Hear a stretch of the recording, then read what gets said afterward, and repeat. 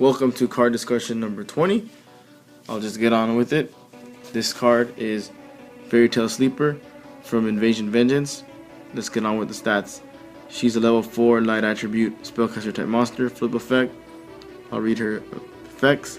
Flip, you can spell summon one monster from your hand. That's the flip effect. And the regular effect, during either player's turn, when your opponent activates a normal spell or trap card, you can tribute one other monster. The activated effect becomes change one face-up monster your opponent controls to face-down defense position. You can only use this effect of Fairy Tail Sleeper once per turn.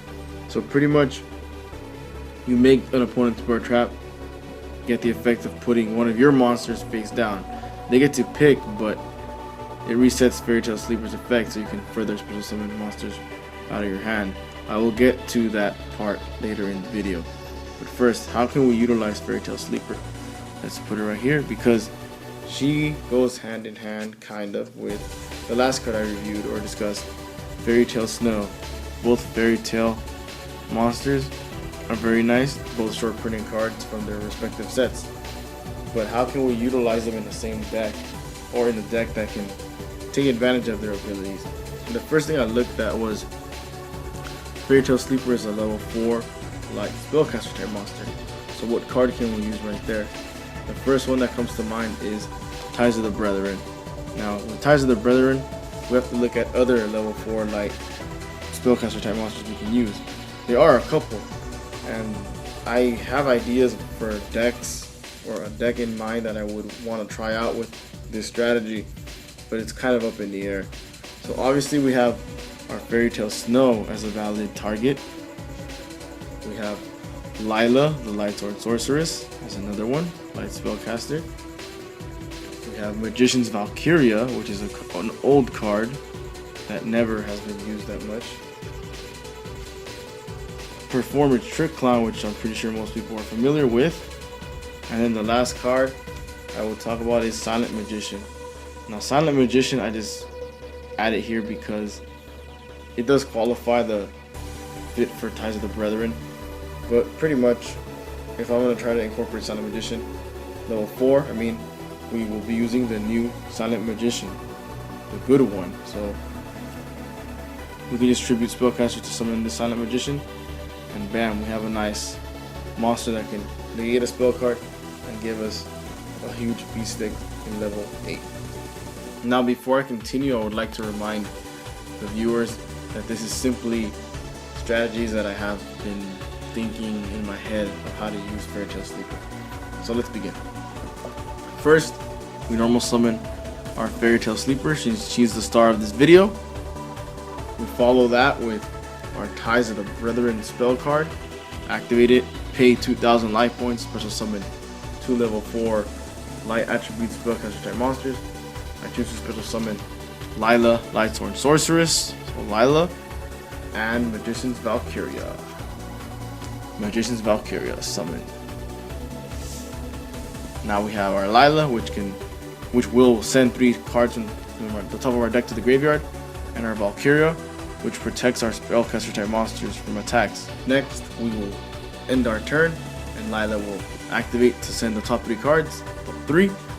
So here is where we try to make the deck best suited for the milling portion. Fairy Tail Snow is a good card to send to the graveyard. We can utilize her later, or maybe in this same turn if we played some other cards, who knows. And Performance Trick Clown. With Trick Clown being sent to the graveyard, we can revive him right away. We'll pay 1,000 life points to bring back our clown. So already we've paid 3,000, but hopefully the payout can be worth it. So now when your opponent goes, if they would activate a spell or trap card, Sleeper will trigger. We'll tribute our Performance Trick Clown, and then they'll be forced to put one of our monsters face down. It won't be the Sleeper because her flip effect will be reset, and then we can summon any monster from our hand. That can be like a Dark Magician of Chaos or an Archlord Christia. I'm just naming random good monsters, high levels. And our Valkyria is the one that's preventing them from attacking Sleeper or Lila. More than likely, the Valkyria will go face down. That way they can attack our other monsters. But since our Trick Clown was sent to the graveyard, we can pay 1,000 life points again to special summon it. And I will. So that's 4,000 life points I would already have paid in this scenario. Now, depending on what happened or anything else that I've done, Snow can be summoned by banishing 7 cards. Let's say if for some reason Snow gets summoned, that's a total of 5 monsters, but who knows where the other 7 cards we banished came from. That's all being hypothetical, but I feel that building a deck like this will be really fun. And then once your turn comes, you can special summon things like Silent Magician by true reading a spellcaster type monster, just to add protection to the field. Now for the archetype, I decided to try to incorporate Fairy Tail Sleeper in Subterrors. Let's go with the flip effect. Recap: Sleeper can summon any monster from your hand. The good choice there are the Subterror Behemoths. You can special summon them in face up defense position, and then on your turn use their effects to put them face down, and then manually flip them for the turn, triggering the flip effect. For Nemesis Warrior, you can send Warrior along with Sleeper to the graveyard and dump the Subterror of your choice from your deck, and then special summon it right back.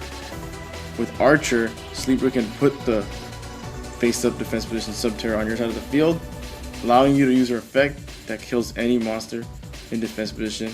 And Hidden City, you can further use the Subterror monsters that are placed by Sleeper's effect. Now that's just small little ideas that I've come up with Subterrors.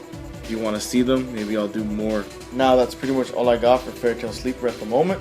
But if you would like to see the decks that I talked about, I will do my best to make them, or to the best of my abilities.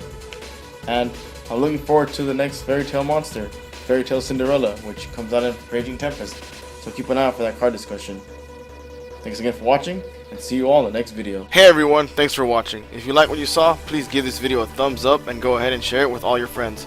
You can also check out some of our other content by clicking on the annotations on the left or right below. Also, for more updates, you can subscribe by clicking the subscribe button below. Thanks again for watching. Until next time, peace out guys.